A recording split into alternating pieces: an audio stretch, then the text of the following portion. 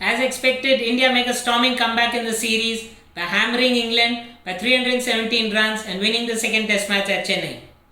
This happens to be the biggest margin of defeat for England in terms of runs in Asian conditions. With the series level at 1-all, the caravan now shifts from Chennai to Ahmedabad, the venue for the final two test matches, and it all begins with the pink ball test. Hi, I am Navratan Singh and you are watching Cricket Unlimited. I'd like to start my video with a trivia question for you guys. Since the next test match is a pink ball test, my question is on pink ball test match. Name the only away team to have won a pink ball test match. I repeat my question, name the only team to have won an away test match with the pink ball. Think about it and I'll let you know the answer later on in my video. Let's come back to the second test match. Two stalwarts stood out for India in this game, Rohit Sharma and Ravichandran Ashwin. Rohit Sharma for his knock of 161, one of the wonderful knocks played in Indian conditions. Though many would argue it came on a first day pitch, but the track already had a lot of turn and bounce, unvariable, and his knock made the difference in the first innings. Rohit's knock made sure that India scored 300 runs in the first day for a loss of just 5 wickets.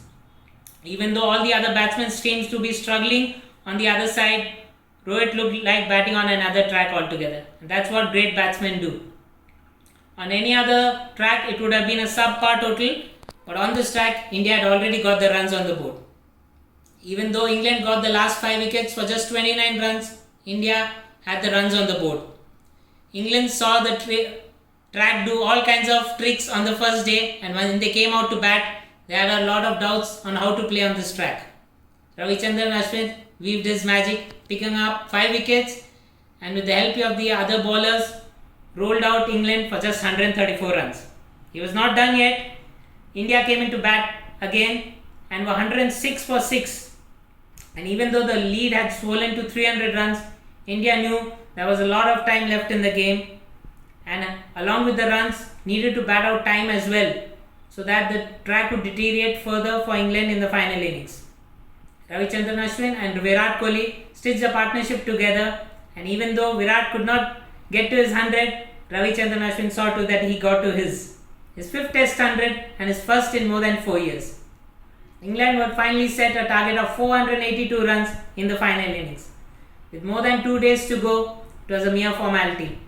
If it was Ravichandran Ashwin in the first innings, the second innings it was Akshar Patel. Akshar, making his debut in this game, picked up 5 wickets, and at one moment of time it looked like England would be rolled out for less than 100. Thanks to Moeen Ali's sparkling knock, England passed the 100-run mark, and at one point of time, Moeen Ali was threatening to break the fastest Test 50 record. Eventually, he was out for 43 runs and was the last wicket to fall. England bowled out for 164. Great performance by India. With the series level and 1-all, next is the pink ball test. England have played 3 pink ball test matches, whereas India have played just the 2. Both the teams have won their home pink ball test matches and lost their away ones. In total, 15 pink ball test matches have been played till date. Out of them, 13 have been won by the home side and just 2 have been won by the away team. And that brings me to a trivia question. The only team to have won an away pink ball test match is Sri Lanka. Yes, Sri Lanka is the only team, and not once, they have done it twice, beating Pakistan and West Indies. So that's how difficult it is to win the pink ball test, especially away from home. So England have an uphill task ahead of them.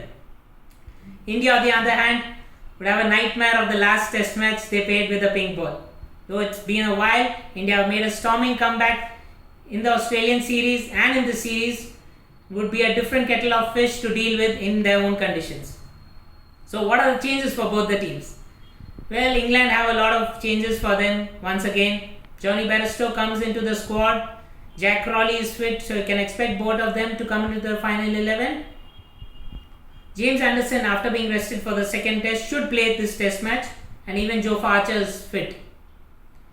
So can expect maybe Jofra Archer to also play this test match. On the other hand, for India, Jasprit Bumrah, after rested for the second test, will surely play this one. They've even brought in Umesh Yadav in the squad, but I really doubt will he play the next test. India have a choice of playing 3 spinners or 3 seamers. If they play three seamers, I think Kuldeep might be rested and he'll be unlucky. Did not get much of an opportunity in the last test match.